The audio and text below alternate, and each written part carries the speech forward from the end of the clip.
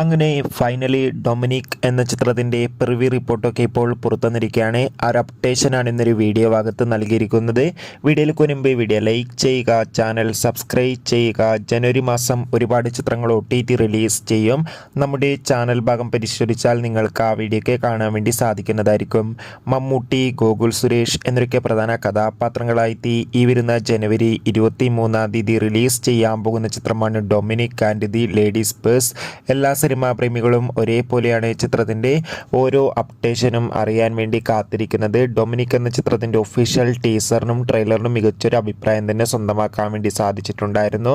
അങ്ങനെ ഫൈനലി ഇപ്പോൾ ചിത്രത്തിൻ്റെ ആദ്യ പ്രിവ്യൂ റിപ്പോർട്ടൊക്കെ പുറത്തുവന്നിരിക്കുകയാണ്. ചിത്രത്തിന് UA സർട്ടിഫിക്കറ്റാണ് ലഭിച്ചിട്ടുള്ളത്. ഡൊമിനിക് എന്ന ചിത്രം 2 മണിക്കൂർ 32 മിനിറ്റുമാണുള്ളത്.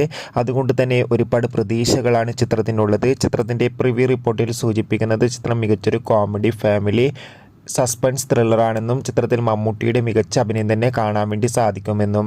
എന്തായാലും ചിത്രത്തിൻ്റെ റിലീസിനായി കാത്തിരിക്കാം. ചിത്രം ജനുവരി 23 റിലീസിനെത്തുക. ബൈ.